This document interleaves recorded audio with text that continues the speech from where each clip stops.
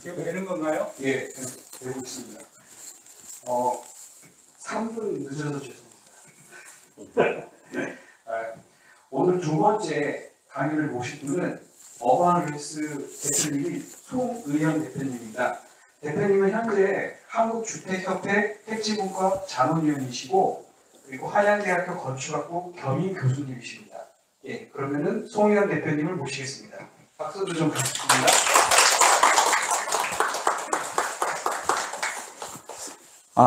잘 들리시나요? 예, 잘 들립니다. 예. 자, 소개를 받은 송의현이라고 합니다.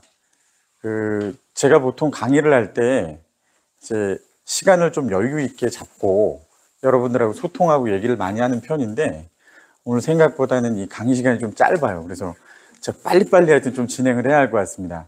그래서 짧지만 하여튼 임팩트 있는 강의로, 오늘 이 시간 동안에 확실하게 좀 얻어가실 수 있도록 제가 준비하겠습니다. 제가 앞서서 잠깐 소개하는 동안 혹시 뒤에 계신 분 좀 앞으로 내려오셔도 상관없어요. 지금 좀 멀어가지고 표정도 잘 안 보이는데 편하게 안 오셔도 됩니다. 자, 이렇게 뒷부분에 아까 그걸 뽑지 않았나요? 뽑았다가 죄송합니다. 한 분 내려오셨어요. 감사합니다. 분명히 많이 더 얻어가실 거예요. 강의하는 동안 그냥 계속 더 관심 있다 더 내려오셔도 됩니다. 나중에 다 여기 모여있기를 제가 희망합니다. 자, 시작하겠습니다.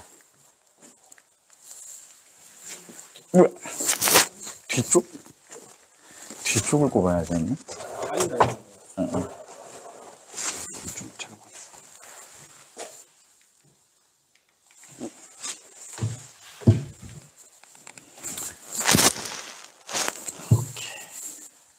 오케이.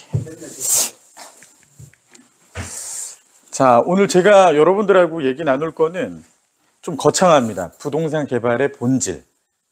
그냥 개발의 실무 이런 것도 아니에요. 본질이에요, 본질. 많은 고민들을 했고 여러분들이 어떤 분인지 또 어떤 환경에서 이 강의를 듣는지를 좀 얘기를 들었는데 사실 어렵고 복잡하고 이런 것들이 짧은 시간에 여러분들한테 해드릴 수도 없어요.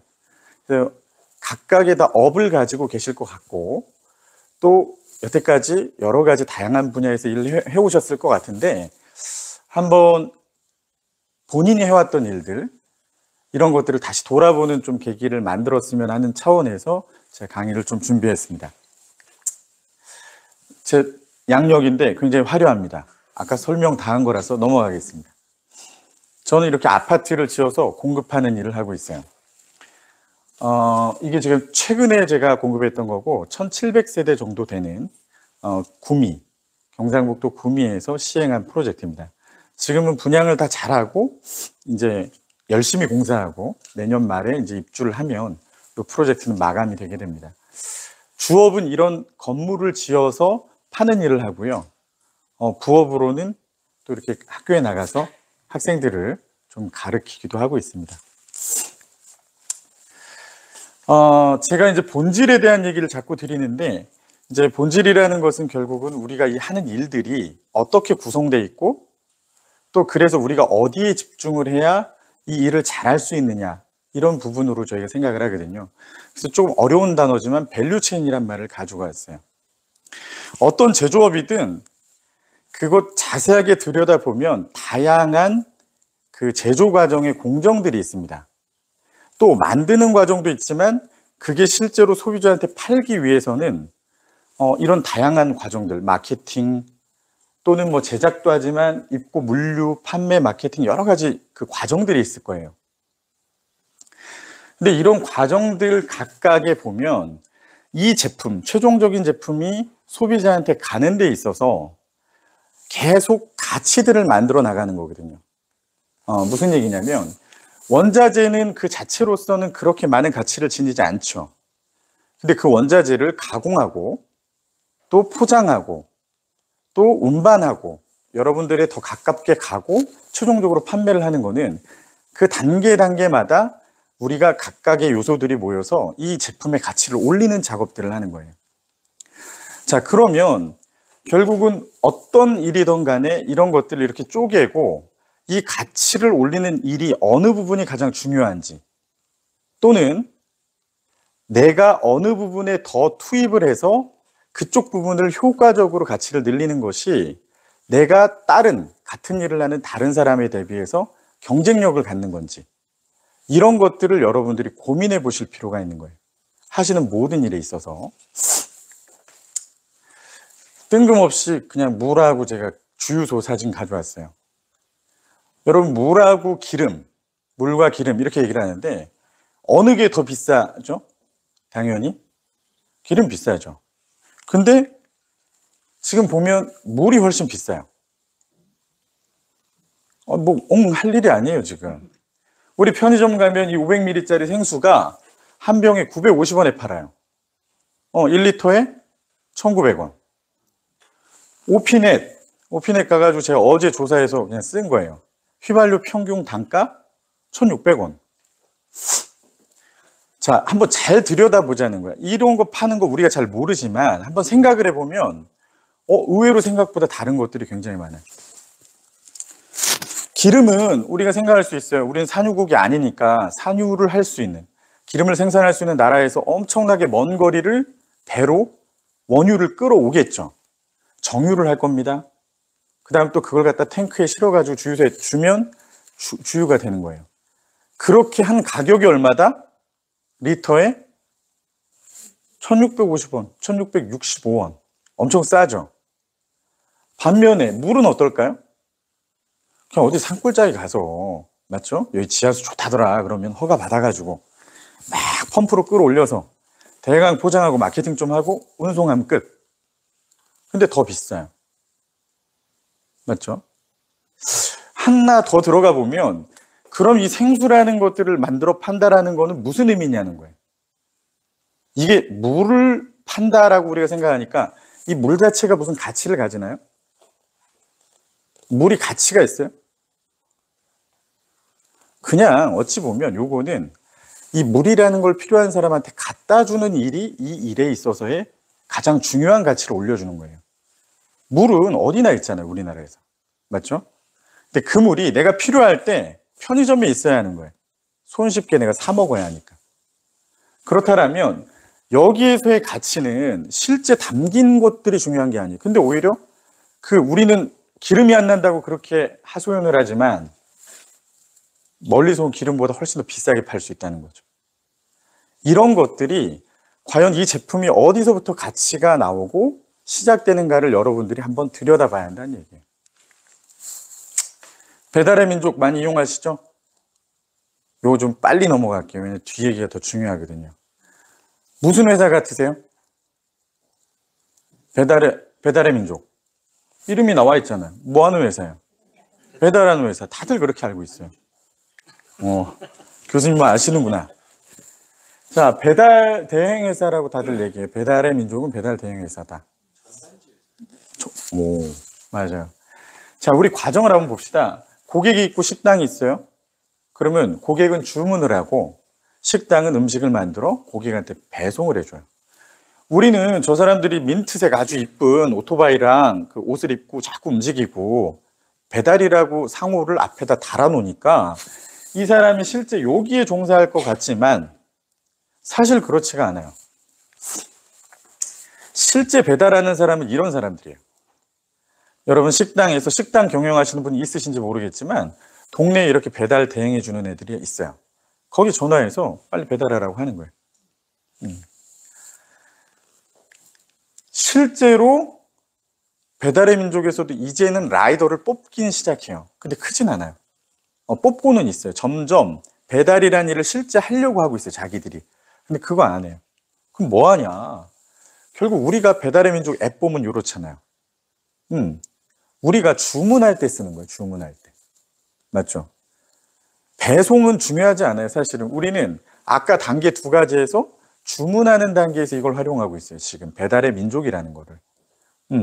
주문할 때 우리가 여기서 고르면 그 주문은 누구한테 가냐? 식당한테 가는 거예요. 그럼 식당 사람들은 음식 다 만들고 배송을 위해서는 또 누굴 불러요? 아까 그 슈퍼 히어로, 이 부릉부릉 이런 사람 부르는 거예요. 또는 고전적으로는 직원을 써서 보내는 거예요.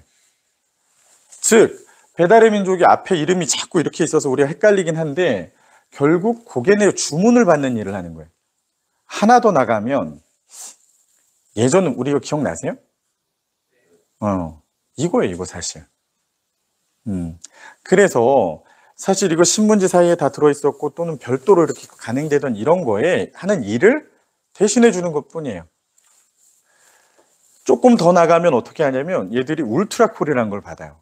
이건 뭐냐면 원래 우리가 배달의 민족을 키면 중식 눌렀을 때 우리 주변에 있는 짜장면집만 나와야 하잖아요. 근데 조금 멀리 있는 데가 깃발을 꽂을 수 있는 거예요. 즉 우리 짜장면집은 면목동인데 지금 여기 군자동까지 울트라콜을 꽂아 놓으면 군자동 사람이 주문을 하면 면목동께 올라와요. 난 거기까지 배달할 수 있어요. 이런 거예요. 광고 대행이에요, 광고 대행. 즉 배달의 민족의 가치는 뭐다? 얘들은 광고를 대행하는 업체다. 그냥 우리가 생각하는 것처럼 배달, 여기서 수익을 내는 업체가 아니라는 얘기. 자, 그럼 이제 본론으로 들어가 봅시다. 그럼 부동산 개발 뭐냐?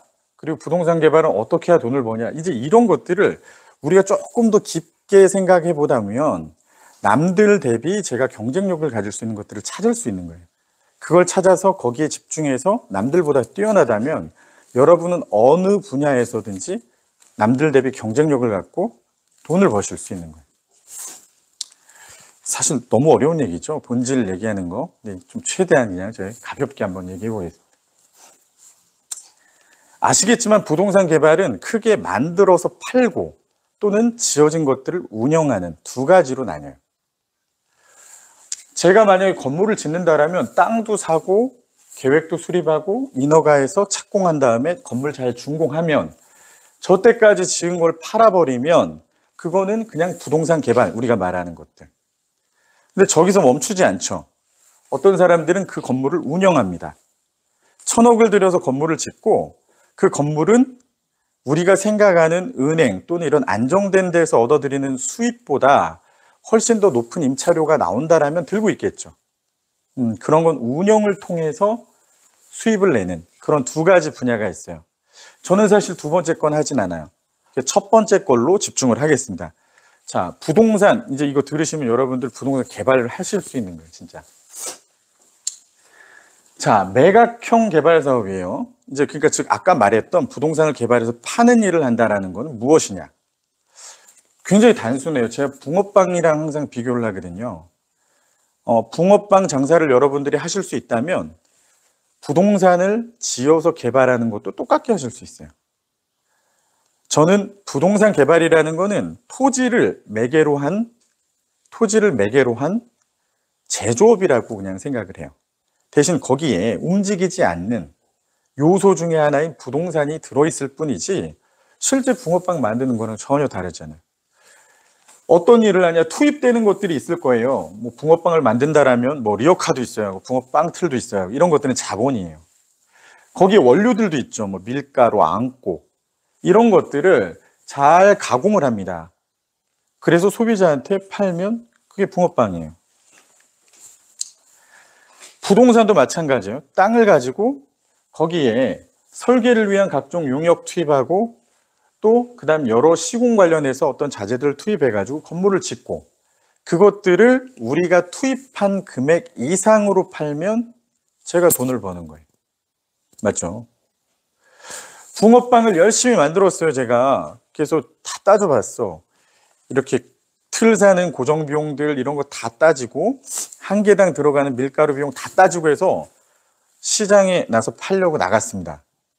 근데 제가 한 개당 만든 금액이 1,000원이었어요. 들어간 돈이. 근데 그 동네에는 이미 붕어빵 장사들이 많이 있는데 500원밖에 안 받아.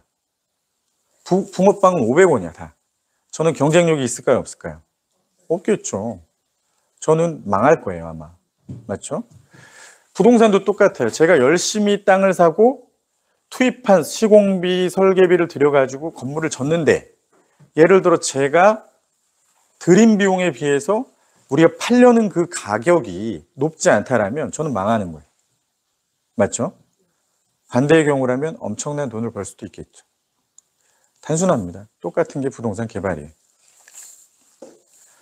이거 하나만 보시면 여러분들은 다 끝나요. 이거 들고 다니면 뭔가 대단한 것 같죠? 아무것도 아니에요.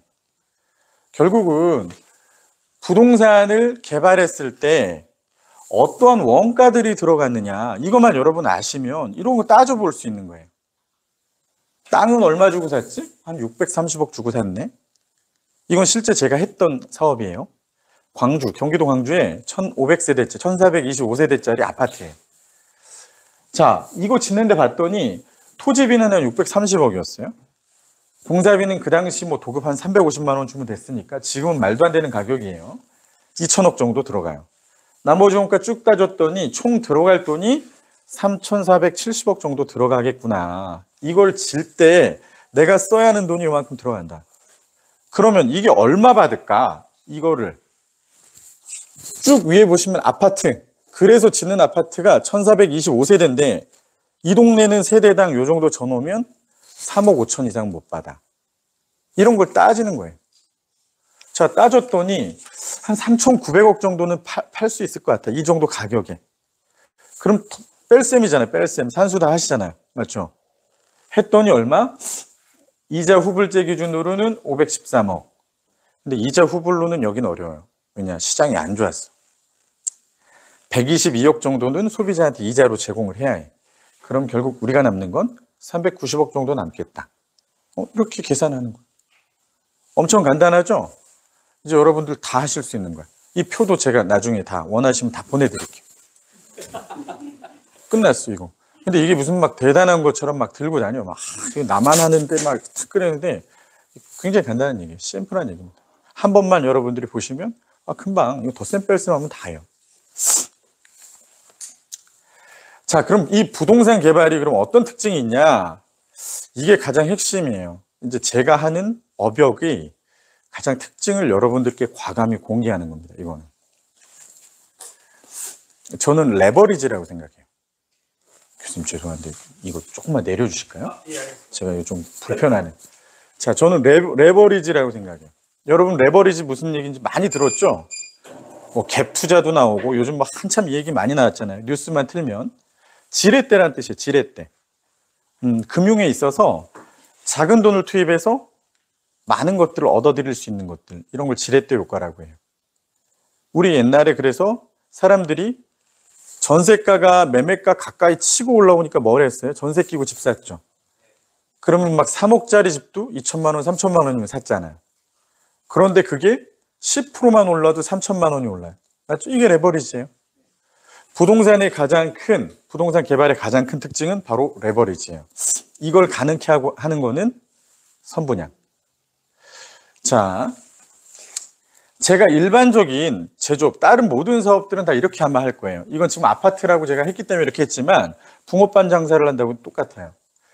제가 이걸 하겠다라는 시행사 주인이에요. 그럼 저는 땅도 사고 시공사도 붙이고 각종 용역사한테 돈도 주고 부담금도 주고, 아까 전에 걸로 예를 들면 3천 한 몇백억 정도를 제 돈을 다 써야 해요. 그럼 저한테 주어지는 게 뭐가 남을까요?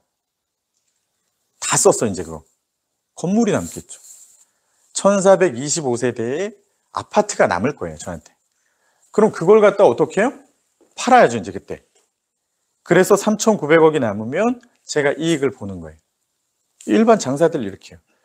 그런데 3,000억이 넘는 돈을 제가 가지고 있겠습니까? 없죠. 그리고 대부분 돈이 있더라도 그렇게는 않습니다. 그러다 보니까 우리나라는 뭐가 있냐? 이렇게 복잡한 그림으로 사업을 시행해요. 이거 여러분들 다 이해할 필요 없어요. 그냥 쉽게 이렇게 생각하시면 돼요. 우리의 돈은 최소한으로 투입하고 나머지는 금융을 이용해가지고 그 비용을 조달합니다. 거기에 더하기 아까 제가 말씀드린 선분양이라는 것 때문에 우리는 착공 전까지만 들어가는 돈을 조달만 하면 착공 이후에는 소비자가 낸 돈을 가지고 공사도 하고 PF도 상환할 수 있는 구조인 거예요. 즉, 선분양을 한다는 얘기는 이런 거예요. 자, 이 기간 동안에 지금 아래쪽은 원가가 투입되는 거예요. 위쪽은 돈이 들어오는 거예요. 이렇게 보시면 돼요.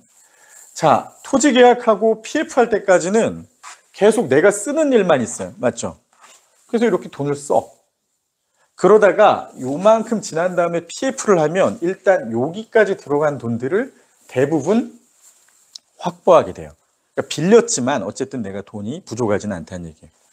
그럼 그 다음부터 분양을 딱 하게 되면 어떻게 돼요? 100% 분양이 됐다고 하면 10%, 10%, 10%, 10%에서 6번의 돈이 들어와요. 그 돈이 들어오면 그 돈 가지고 어떻게 한다? 공사비도 쓰고 아까 빌려놨던 돈도 갚고 이런 식으로 사업을 쭉 진행하면 되는 거예요. 그렇다는 얘기는 결국 뭐냐? 네트로 제가 필요한 돈, 이 사업을 하기 위해서 제가 순수하게 나의 자본을 써야 하는 돈은 딱 저거예요. 토지계약금과 일부 초기의 사업비, 설계하고 용역 주고 막 했던 것들이. 돈이 작다는 얘기를 하고 있어요. 제가 3천억을 다 조달하지 않아도 된다는 얘기를 하고 있는 거고 그 금액은 엄청 적다라는 얘기를 하고 있어요. 예를 한번 들어볼까요? 같은 비슷한 규모예요. 아까 광주 거랑 비슷한 규모로 제가 예를 가져왔는데 총 매출액이 4천억이에요. 아파트 4억짜리 1000세대 팔면 4천억 나오잖아요. 맞죠? 여기서 실제 원가는 한 3,600억 정도 나와요. 제가 따져보면. 그러면 400억 정도 저는 이익을 벌어요. 10% 이익. 적당하죠. 저 정도 큰 사업 했는데. 맞죠? 사업이익은 400억인데 그럼 내가 실제 투입해야 하는 건 뭐냐? 이 원가를 따져보면 토지비가 그중에 1,000억 정도가 되고 공사비가 2,300억 정도 되고 기타 사업 원가 300억 정도 해서 3,600억이 되는 거예요. 이 돈을 써야 되는 거예요. 원래대로 한다면. 근데 실제 내가 쓰는 건 뭐다? 아까 말한 것처럼 PF 이전에 계약금 100억, 1,000억에 대한 계약금이니까 10% 100억이에요. 그 다음 기타 사업비에서 한 20억 정도면 120억만 들이면 나는 이 사업을 전체적으로 끌고 갈 수 있는 거예요. 전제 조건 하나 있겠죠. 이 사업이 누구가 봐도 잘 갈 수 있다는 확신이 있어요. 구성원들 간에. 여기서 구성원이라는 건 뭐냐면 저, 시행사, 시공사, 금융기관. 아, 맞아. 돈 빌려주는 사람 입장에서도 이거 할만하네. 시공사 입장에서도 이건 분양이 됐으니까 분양되면 그 돈 가지고 내가 공사는 할 수 있겠네. 이런 서로 간의 합의가 있다라면 저는 이 사업을 얼마 들여서 할 수 있다? 120억 들여서 할 수 있다는 얘기예요. 자, 120억 들여서 3년 있다 400억 벌어요. 할만하죠, 사업. 그건 할만해. 몇 배. 제가 만약에 4천억을 가지고 3,600억을 가지고 이 사업을 했는데 400억 남았다. 전 안 해요, 절대. 그게 무슨 남의 장난이에요? 그렇게 큰 돈을 들여서. 그 자본을 들여서 금융소득 정도 얻으려고 한다고? 저라면 안 해요. 왜냐, 이 개발이라는 거는 미래를 가지고 얘기를 하는 거기 때문에 엄청난 리스크가 있어요. 하이 리스크, 하이 리턴이란 말 다 들어보셨죠? 리스크가 큰 만큼 당연히 수익도 커요. 근데 리스크는 어느 정도냐? 그건 잘못하면 망해요. 망한다는 건 여태까지 벌어놔서 몇 천억 까먹는 것도 일도 아니에요.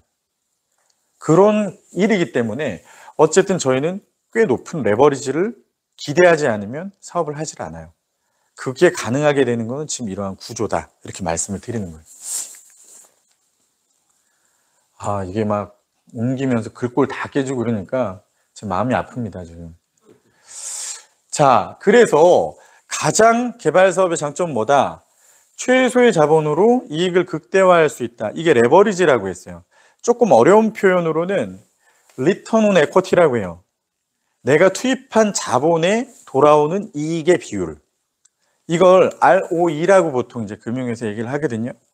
아까 같은 경우라고 하면 120억을 들였는데 400억 정도가 나왔으니 한 3점 몇 될 것 같아요. 맞죠? 내가 투입한 자본 대비 수익의 비율이 3배가 넘는. 자, 이걸 극대화하게 할 수 있는 게 바로 부동산 개발이다. 이게 가장 큰 특징이다. 이 말씀 드리는 거예요. 뭘 것 같으세요? 3,344%. 이 ROE예요. 제가 했던 프로젝트 최근에. 여러분 주식해서 2배 되시면 기분 좋죠? 200%. 맞죠? 자기 투입한 거에 33배. 어마어마하죠? 얼마 투입했는지는 말씀 안 드릴 거예요. 여러분 상상에 맡길게요.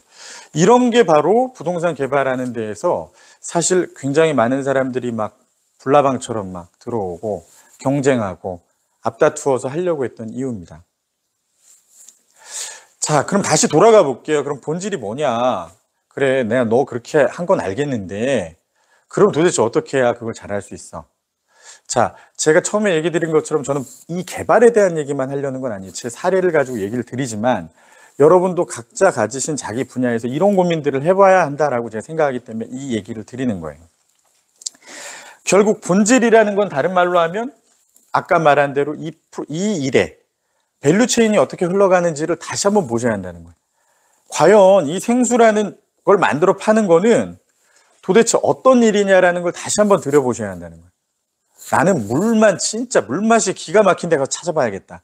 그 사람 성공 못 한다는 얘기예요. 물맛이 중요한 게 아니거든. 맞죠? 그래서 우리가 지금 생각하는 것처럼 물이니까 당연히 물맛 최고가 이거 아니야. 아무도 몰라요. 기분 좋으면 맛있고 기분 나쁘면 맛없는 게 물이에요. 맞죠? 목 마르면 맛있고 목 안 마르면 안 마시는 게 물이라고. 그래서 어떤 것이 과연 내 영역에서도 밸류 체인이냐. 부동산을 예를 들어서 제가 보여드리는 거예요. 이런 단계를 거쳐서 진행이 되겠죠. 제가 나눠봤어요. 러프하게 이 4가지 단계다. 자, 보시면 시간이 지남에 따라서 원가는 이렇게 투입이 될 거예요. 토지 매입 단계, 당연히 이렇게 좀 올라가죠. 근데 그거는 크지는 않아요. 전체 사업에 대해서. 근데 어쨌든 우리가 계약금만 보통 지불하고 시작하기 때문에 이때 많이 안 들어가요. 모든 사업 마찬가지인데 원가는 가면 갈수록 투입이 많이 됩니다. 지금 이거는 누적도 아니에요. 누적도 아니고 실제 단기간으로 보셔야 해요. 단기간. 예를 들어 공사하는 단계에서의 원가 투입은 굉장히 많이 들어가겠죠. 매월 200억씩 들어가요. 공사가 진행돼야 하니까. 근데 사업 초기에선 용역비만 있으면 돼요. 계획만 하면 되고 인허가 뛰는데 내 차 기름값하고 밥 먹는 비용만 있으면 돼요. 맞죠? 근데 실제 사업에 영향을 미치는 거는 반대예요. 토지 매입할 때부터는 굉장히 영향을 많이 주고 기획할 때도 많이 주고 마케팅할 때 많이 주지만 공사 관리는 큰 의미 없어요. 그러면 이렇게 보면은 내가 어디에 집중을 해야 할지가 보이는 거예요. 나는 내가 건축 전공, 실제 건축 전공을 했습니다. 건축 전공했으니까 난 내가 시행하는 건물을 진짜 기가 막히게 하자 없이 만들 거야. 땡이야, 땡. 아무리 해봐야 내가 거기서 세이브할 수 있는 건 얼마다? 의미 없는 수치예요. 의미할 수. 여기서 얻어질 수 있는 건. 나는 내가 설계 되게 좋아하는데 진짜 획기적인 건물 만들어. 그거 만들어가지고 이거 극대화시킬 수 있어. 사람들 다 좋아하는 건물. 그것도 좋지만 그것도 그렇게 크지 않아요. 기획 단계. 그럼 뭐냐? 땅 잘 사면 돼요. 제가 그거를 깨달은 거예요. 그냥 이거 아무것도 없어. 아무리 날고 기고 이래 봐야 땅 하나 잘 사면 돼. 잘 산다는 의미가 뭐예요? 좋은 땅을 싸게. 그게 되면 되는 거야. 그러면 다 성공할 수 있어요. 간단한 거예요. 다른 거 저런 거 아무것도 중요하지 않다는 거야. 뒤에 거는. 그거는 아무리 잘난 척하면 저는 그런 거 하나도 몰라요 해도 돼. 땅만 잘 사면 돼요. 근데 땅은 어떠냐? 완전 경쟁이 지금. 왜? 돈 많은 사람이 너무 많고 저희 같은 사람들이 엄청나게 토지주와 접촉하면서 토지를 살려고 하거든요. 매 도자 우위의 시장이 토지는 거의 완전 경쟁이. 정보라는 게 나만 가진 것도 없어요. 여러분이 토지주라고 생각해 보세요. 땅들 다 가지고 계시잖아요. 맞죠? 여러분들 땅 팔 때 내가 아는 사람이 이쁘니까 조금 싸게 줘야겠다 하는 생각 하세요? 안 하잖아요. 정말 내가 저놈 진짜 때려주고 싶을 정도로 미워도 그 사람 100만 원 더 준다고 하면 그 사람 줄 거야. 맞죠? 사람이에요, 사람. 응? 기본적인 시스템은 그렇게 흘러가잖아요. 독점적이란 정보는 없어요. 독점 이런 거 없어요. 그냥 최고가 제시하면 그 사람이 땅 가져가는 구조더라 이거야. 제가 땅을 사서 직접 시행을 해보려다 보니까. 그럼 땅을 어떻게 살 수 있냐? 지금 우리나라는 일반적인 땅은 어떤 구조냐면요. 옛날에는 토지주들이 이렇게 우리가 토지 작업을 하러 들어가면 다수잖아요. 별로 없었어요. 융합도 안 되고 그 사람들이 전문성도 없고 이런 거에 좀 박지가 않았어요.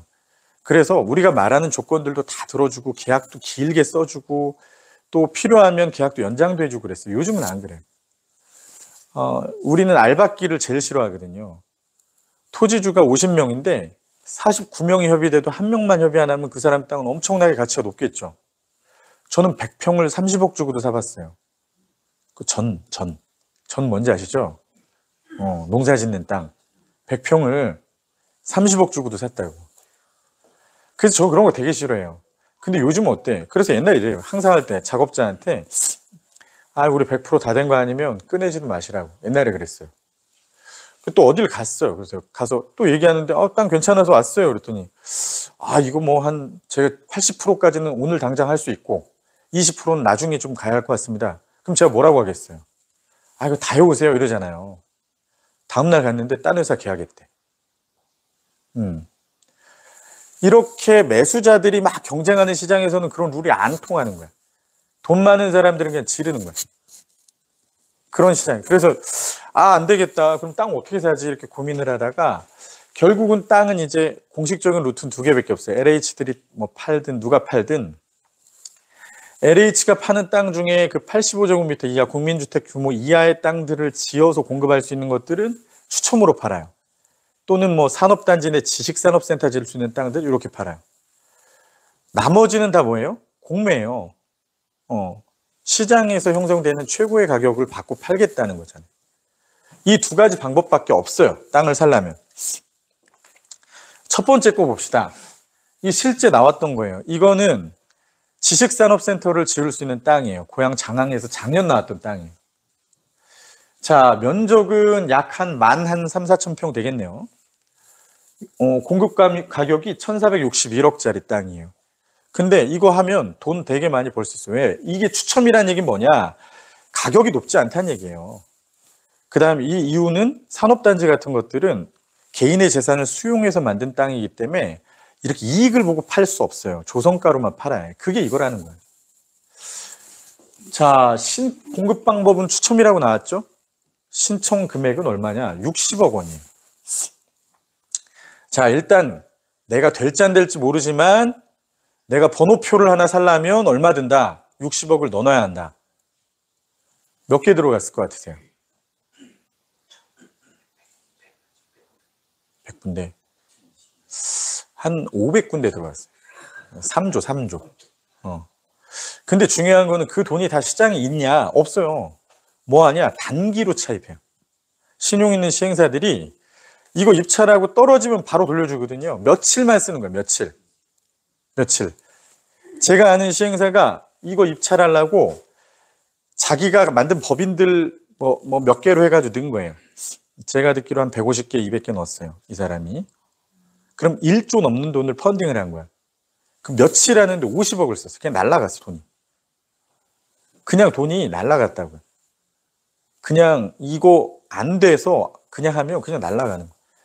무슨 얘기냐면 1조를 잠깐 뭐 며칠, 하루 이틀 빌리는데 필요한 돈을 써버린 거니까. 중요한 건 그 업체가 됐냐 안 됐냐? 안 됐어, 결국은. 이건 도박이지. 맞죠? 최근에 그래서 뉴스 이런 것도 많이 나와요. 이게 뭐 원장관이 뭐 엊그저께 갑자기 뜬금없이 왜 이걸 하나 모르겠는데 최근에는 그 중견건설사 사인방이라고 했어요. 그 여러분들 다 들었을 거 호반, 중흥, 또 하나 우미. 제 이름 그때 안 껴줬어요. 반도. 우미는 이제 그 다음이었어요. 그 말씀하신 제일은. 제일도 물론 많이 커졌습니다. 얘들이 이런 식으로 다 입찰하는 거예요. 자기 위장 계열사 해가지고 엄청나게 많은. 그게 막 느니까 사실 1000대1 나와도 그거 다 4대1이에요. 경쟁률이. 왜 한 사람이 다 250개씩 느니까. 그런 경쟁을 하고 있었어요, 사실. 저는 어떻게 판단했겠어요? 사장인 제가, 오너인 제가 하지 마. 의미 없어. 돈도 없고. 끝. 왜냐? 법인도 없어요. 또 입찰 보증금 끌어오기도 힘들어. 안 돼. 그만해. 그럼 이제 최고가 입찰을 들어가야겠죠? 땅을 사야 하니까 저는 일을 하고 싶고. 자, 최고가 입찰. 이것도 작년에 나왔던 땅이 남원주 역세권 부지예요. 이제 이거는 아까 말한 작은 평형을 짓는 게 아니기 때문에 최고가 입찰이 나온 거예요. 얘가 얼마인지 보세요. 두 개 블록에서 한 개 블록당 574억, 609억. 한 1,100억, 1,200억 뭐 요 정도 되는 금액으로 나왔어요. 두 블록. 한 개 시행사가 낙찰받았어요. 얼마일 것 같아요, 금액이? 예가의 몇 프로? 한 150%? 찍어보세요. 얼마 썼을 것 같으세요, 시행사가? 와, 기가 막히시네, 이제 교수님이. 감이 좋으시네요. 자, 이 사람이 쓴 게 거의 3천억 썼죠. 예전 가격의 250%예요. 딱 따져보면 249.999 막 이렇게 나오더라고요. 자, 원래 가격보다 얼마가? 거의 한 1,800억이 더 썼어요. 그 얘기는 이걸 주고 사면 아까 우리 원가표 보셨죠? 원가가 막 늘어나는 거예요. 뭔가 이거를 커버할 만큼 더 높은 금액으로 팔지 않으면 망하는 거예요. 그래서 저는 결론을 내렸어요. 야, 이것도 스톱. 하지 마. 왜? 이거 설마 내가 250%쓸 자신도 없지만 된다 한들 제가 이만큼의 원가를 먹고 있잖아요. 이게 결국 사업의 이익을 만들어낼 수 있냐? 어렵다는 생각이 드는 거예요. 그래서 저는 경쟁력 있는 투자구가 안 되는구나 라는 결론을 내린 거예요. 굉장히 논리적이죠. 저는 논리적인 사람입니다. 저. 자, 우리 회사는 그럼 어떻게 땅을 샀냐? 아니, 결론이에요, 결론. 저희가 그 샀던 땅이 이 땅이에요, 이 땅. 여기가 구미라는 동네고, 구미에 아까 그 처음 보셨던 멋진 조감도를 가진 두 개의 블럭이 이겁니다. 뭐 이렇게 부동산 관련한 일 종사하시거나 아시는 분 보시면 아시겠지만 여기가 한 개였어요. 도시가 이렇게 돼 있었어요. 거기 이렇게 택지 개발을 해요. 구미가. 그 맨 끝에다가 아파트 블록 두 개 놨어요. 초등학교? 당연히 없어요. 여기서 여기까지 나오는 거 1.8km. 걸어가서 이렇게 가야 하니까 초등학교 가는데 저 땅이 팔렸을까요? 안 팔렸을까요? 안 팔렸지. 10년간 안 팔렸지. 그래서 제가 구미시를 구원하려고 당당하게 갑니다. 계약을 체결하죠. 자, 제가 내린 결론. 어차피 못 산다는 거야. 이 추첨을 하든 최고가를 하든. 근데 제가 바라본 거 하나는 시장이 꾸준히 올라가는 느낌은 있었어요. 그때가 분위기가 너무 좋을 때였어요. 2020년 말, 2021년 초. 보시면 제가 이제 그 동네, 그 아까 옆에 있던 여기가 산동이라는 곳이에요. 여기가 이 산동이라는 곳에 보면 요 주황색들은 다 아파트거든요. 이 아파트 틀에 실거래를 제가 그냥 산포도로 찍어본 거예요. 쭉 다 찍었는데 여러분도 보이시죠? 뭐 변화 없이 이렇게 쭉 거래되던 아파트들이 갑자기 이렇게 올라가요. 제가 이 시점쯤 되겠죠. 이 시점쯤 제가 본 거예요. 이렇게 되면 이게 보통 보면은 제가 옛날에 유사한 경험을 했어요. 기흥에 어디 산꼭대기 알지도 못하는데 아파트 다 팔려. 막 그냥 아파트 분양하면 위치도 안 물어. 그냥 계약을 해요. 사람들이. 이 분위기, 거시적인 분위기. 그래서 그냥 이거 보고 야, 저 정도면 아무리 위치가 열악하고 안 좋아도 좀 가격 낮춰서 팔면 되지 않을까라는 생각을 했던 거예요. 그리고 그렇게 안 한다라면 이 땅 아니면 깨끗하게 권리 확보된 땅을 살 수 있는 기회는 저는 없다. 판단을 했던 거예요. 샀어요. 아까 그 레버리지 만들었어요. 결국은 투자. 저희 업의 본질은 결국은 투자입니다. 투자라는 것은 미래를 보는 거잖아요. 미래. 여러분들이 지금 현상만 본다면 그건 투자가 아니죠. 여기에 길이 나요. 옛날에 고전적인 방식 있죠. 길이 나요. 뭐가 생겨요. 이런 것도 다 있지만 이게 나중에 조성이 됐을 때 어떤 모습을 가진다. 그때 사람들은 이걸 어떻게 평가한다는 걸 보고 여러분들이 미리 자본을 투입하는 거를 투자라고 해요. 맞죠? 그게 맞으면 돈을 버시는 거고 맞지 않으면 못 벌겠지만. 근데 저는 이 사업의 영역에서는 어떻게 생각했다.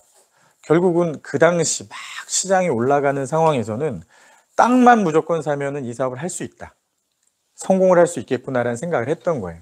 그리고 그 땅은 제가 아까 말한 대로 추첨의 방법, 저런 방법으로 도저히 할 수 없는 방법이었어요. 그러니까 저는 저런 땅이라도 사서 어쨌든 사업을 했던 거예요.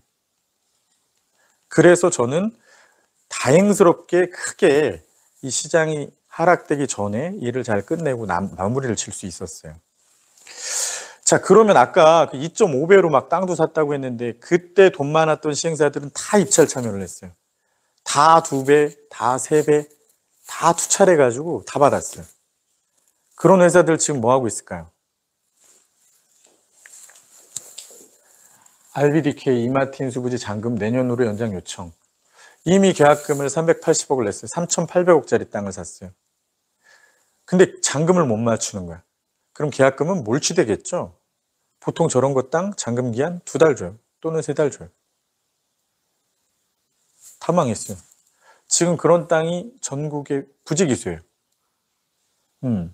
물론 시장의 하락을 예측 못한 것도 있고, 그 다음에 실제로 저렇게 하면 그 시장이 계속 뜰 거다라고 예상을 했었겠죠. 이쪽은 더 시장에서 이 부동산 가격이 더 올라서 자기들이 더 높게 써낸 가격 이상으로 매출액이 올라갈 수 있다라는 기대를 하고 샀겠죠.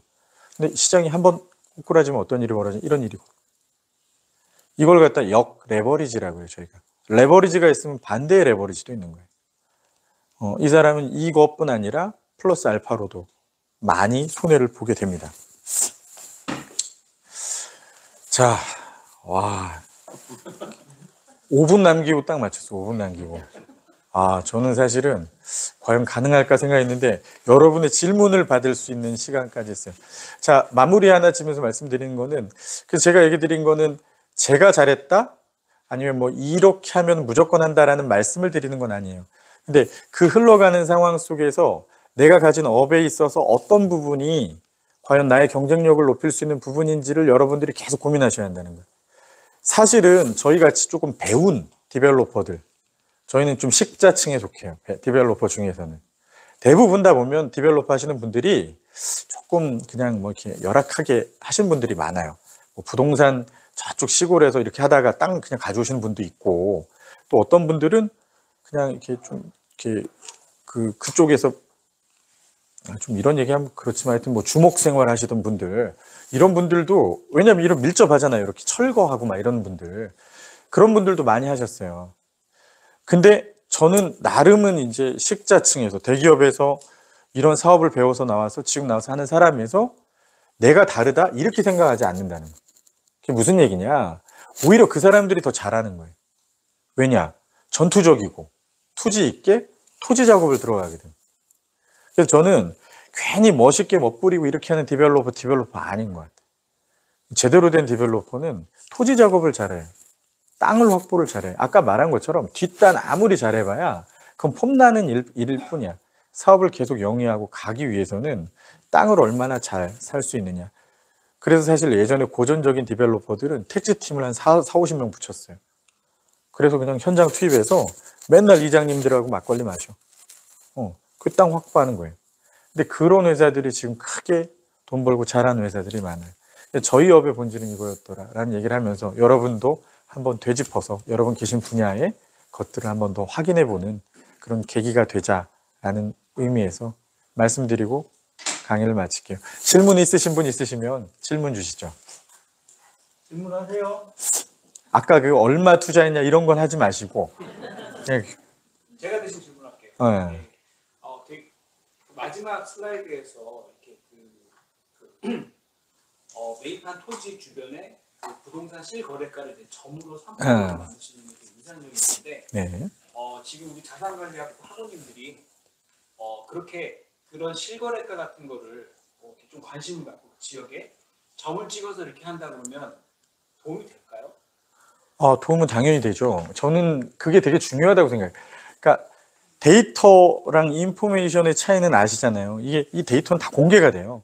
국토교통부가 요즘 이제 임대차도 다 공개가 되거든요. 여러분들 가시면 제가 원하는 지역 것들은 데이터를 다 다운받을 수 있고, 어떻게 가공하느냐의 문제인데, 사실은 가공에는 여러 가지 그 개입되는 요소들이 많죠. 그러니까 왜곡되는 요소들. 아웃라이어라고 제했지만 아웃라이어가 아닐 수도 있어요. 그러니까 막 치지만.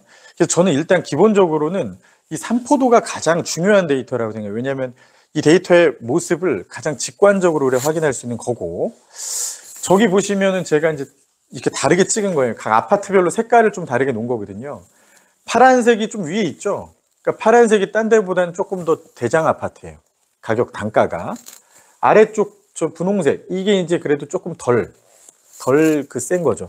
저만큼의 레인지를 가지고 움직인다는 거는 층별로 또는 향별로 뭔가 좀 아파트의 고유의 특성에 따라서 가격 차이가 있겠죠. 동시에 거래돼도. 저층은 고층보다는 몇 천만 원 쌀 거 아니에요. 그런 것들이 다 반영된 게 저런 표예요. 근데 전체적인 트렌드는 금방 확인할 수 있는 거고. 그래서 저는 가장 기본적으로 이게 막 한 선으로 긋는다는 거 되게 위험하다고 생각해요. 이 흐름을 한 선으로 어떻게 그을 수 있겠어요? 어떨 때는 이 폭이 넓어질 수도 있고, 어떨 때는 이 폭이 좁아질 수도 있고, 트렌드라는 거를 여기서 내가 한 줄로 긋자라고 하면 되게 어렵거든요. 그래서 뭐 최근에 무슨 KB 지수, 뭐 아니면 실거래를 지수하는 그 감정원 지수 이런 것들이 약간은 여러분들 시장하고 좀 다르다라고 생각하시는 게 맞아요. 그래서 전 이걸 더 선호합니다. 선호하고 이걸 통해서 인사이트를 얻는 경우가 많아요. 여러분도 한번 찍어보시면 재밌을 거예요. 예. 네.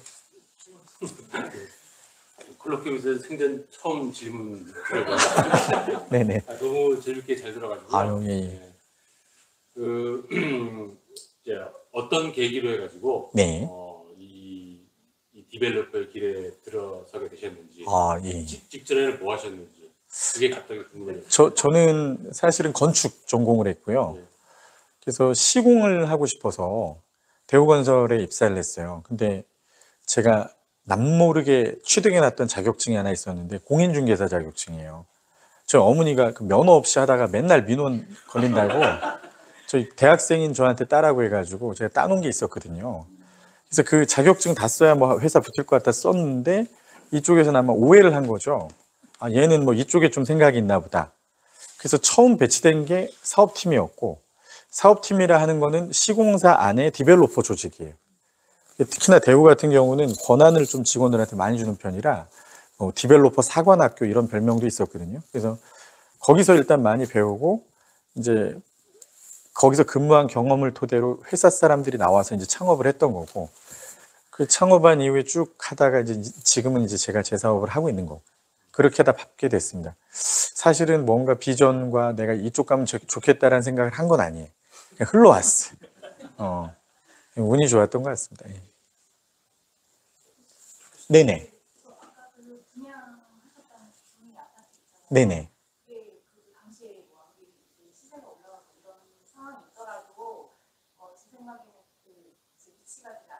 맞아요. 네.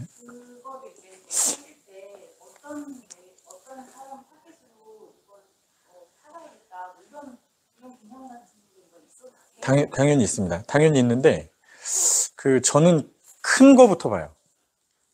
그러니까 그러한 어떤 우리가 해결해야 할 문제를 봤을 때 어떤 게 가장 그 문제 해결에 도움이 되느냐라는 걸 보는데 전 1번은 가격이라고 봤어요. 그래서 저는 역으로 따졌어요.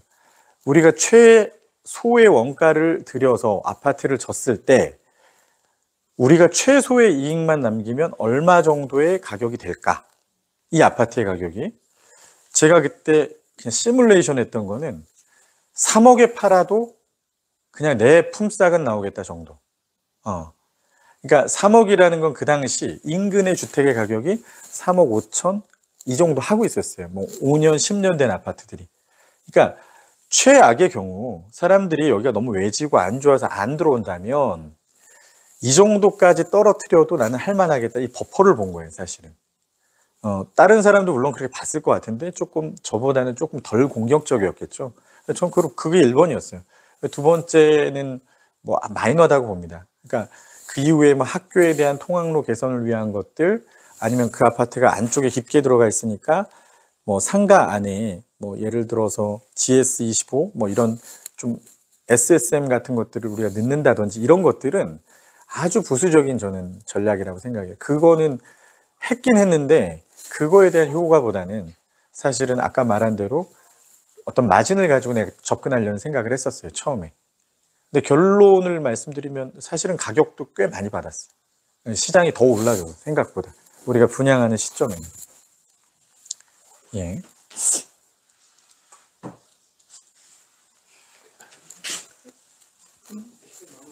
예, 거의 1시간 동안 명강의를 해주신 송의현 어반 웨스트 대표이사님께 큰 박수 부탁드립니다.